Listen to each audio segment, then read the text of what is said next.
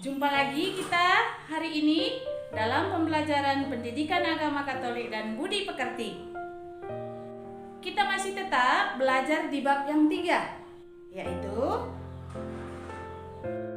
kali ini materi yang akan kita pelajari yaitu tentang Raja Salomo.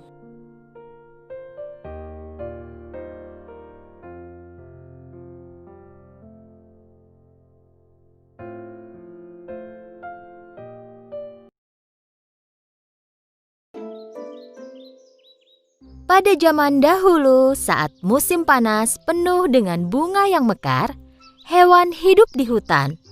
Burung dan serangga paling menikmati musim ini. Dan tentu saja, tak kesulitan mencari makanan.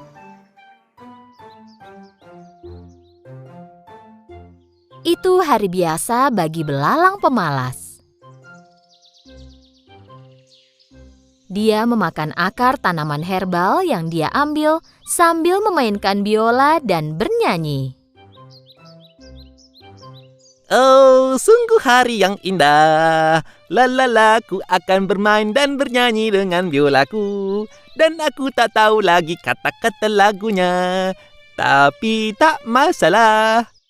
Setelah selesai menyanyi sekuatnya, dia mendengar suara berisik dan mencoba mendengarkan. Agar mengerti asal dan suara siapa itu, dia segera melompat tinggi ke cabang pohon. Dan di sana dia melihat jejak semut di kejauhan. Mereka berbaris seperti tentara. Dengan susah payah, para semut membawa biji-bijian dan buah kering yang jatuh dari pohon. Belalang melompat ke tanah dan kebingungan sambil melihat barisan semut itu menghilang. Aku tak pernah melihat semut ini. Mereka selalu bekerja. Tepat saat itu, dia melihat seekor semut mendatanginya. Semut itu mencoba membawa biji yang lebih besar dari badannya.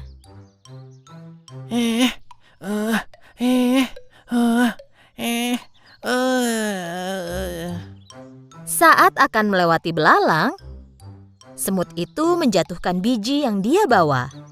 Sebenarnya, dia perlu istirahat. Belalang menatapnya dengan mata hampa. Apa kau pindah ke suatu tempat? Bukan. Jangan bilang kalau bakal datang bencana. Apa itu alasan kau melarikan diri?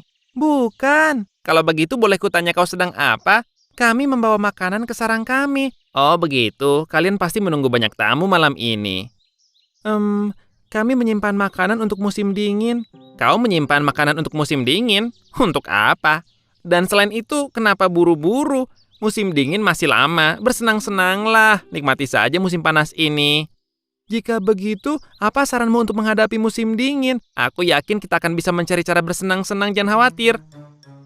Kau hanya memikirkan kesenangan saja, nanti kami makan apa? Aku akan pikirkan saat musim dingin tiba nanti. Sekarang musim panas dan ada banyak yang bisa dimakan. Semut itu sudah muak mendengar omong kosong belalang dan mencoba menggendong biji yang dibawanya.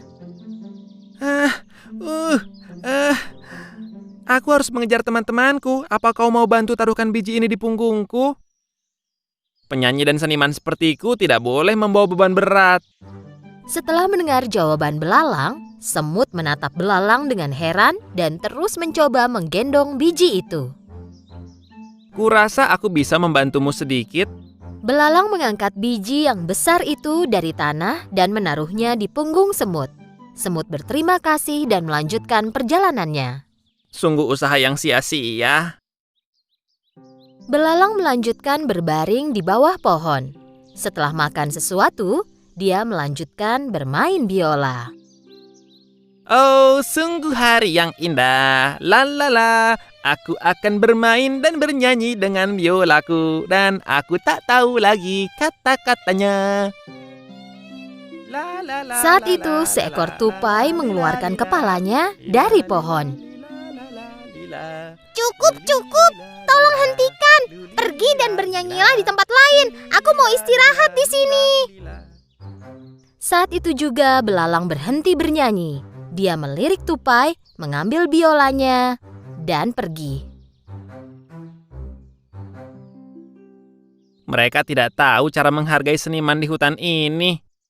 Musim panas berlanjut, dan para semut terus membawa makanan ke sarang mereka. Sementara itu, belalang terus makan, berjalan-jalan, bermain biola, dan bernyanyi. Akhirnya musim dingin tiba. Suatu pagi, saat semut bangun, mereka melihat keluar sarang dan melihat semuanya tertutupi salju. Semua semut kecil mengkhawatirkan hewan lain yang kedinginan, membeku, dan lapar. Di samping itu, karena semua tanaman tertutup salju, belalang belum makan apapun selama berhari-hari. Dia menggigil, tenaganya hilang, dan tidak bisa bermain biola atau bernyanyi. Dengan susah payah, dia mencoba berjalan di atas salju. Tiba-tiba dia berpikir tentang hari-hari musim panas. Hari-hari itu sangat menyenangkan. Di mana-mana ada makanan, perutku kenyang, aku selalu bahagia.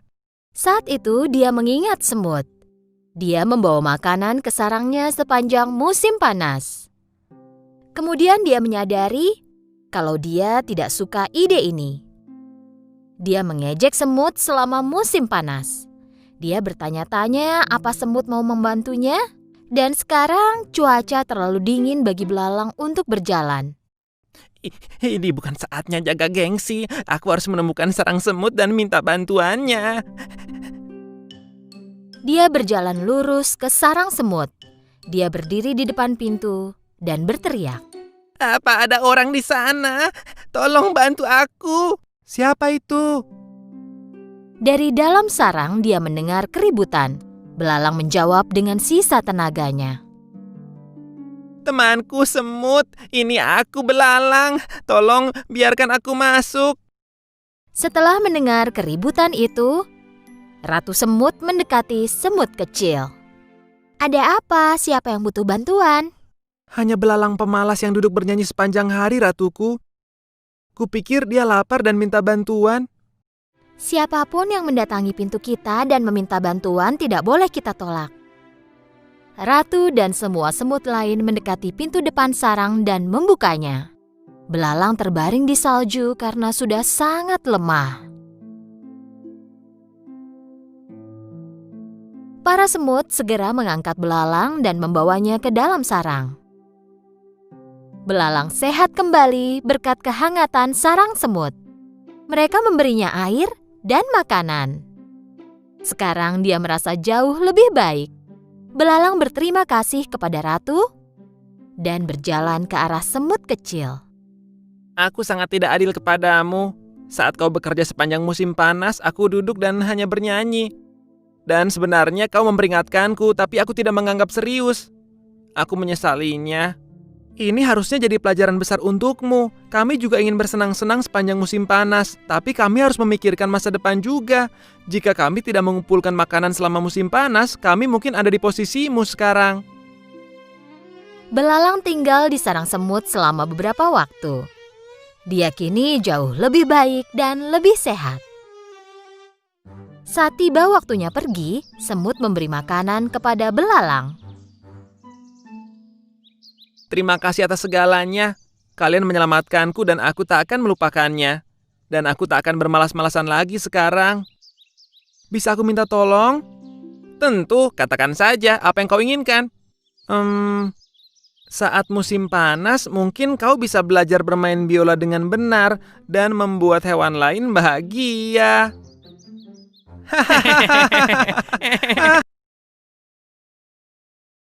Apakah makna yang dapat kamu petik dari cerita semut dan belalang?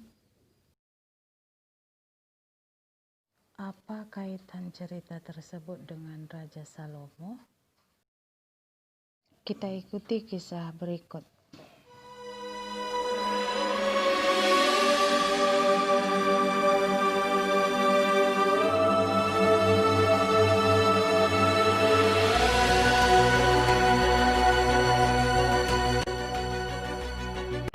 bahwa Salomo telah diurapi menjadi raja menggantikan ayahnya.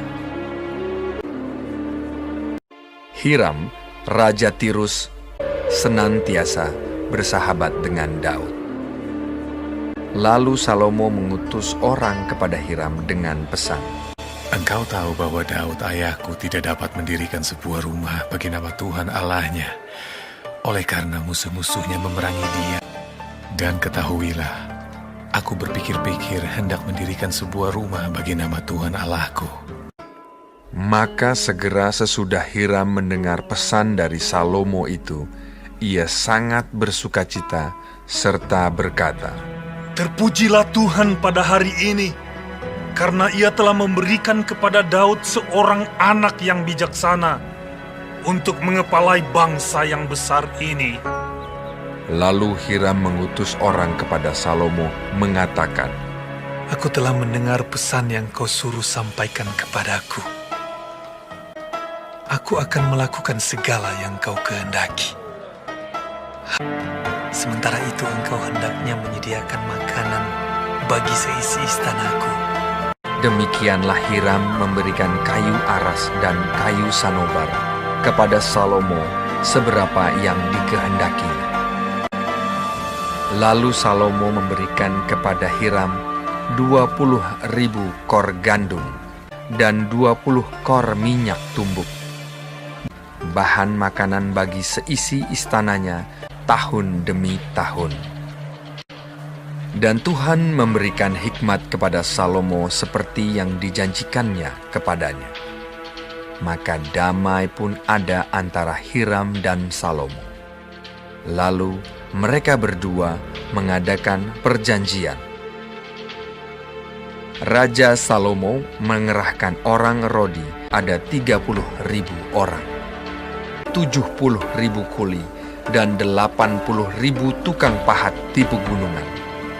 Belum terhitung para mandur kepala Salomo, yakni 3.300 orang banyaknya, yang mengawasi rakyat yang mengerjakan pekerjaan itu.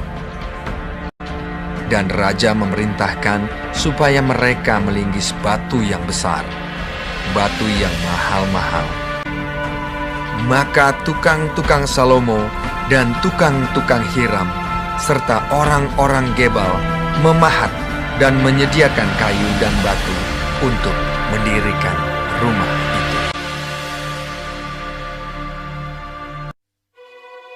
Dan terjadilah pada tahun ke-480 sesudah orang Israel keluar dari tanah Mesir. Pada tahun ke-4 sesudah Salomo menjadi raja atas Israel, maka Salomo mulai mendirikan rumah bagi Tuhan. Rumah yang didirikan Raja Salomo bagi Tuhan itu 60 hasta panjangnya dan 20 hasta lebarnya dan 30 hasta tingginya.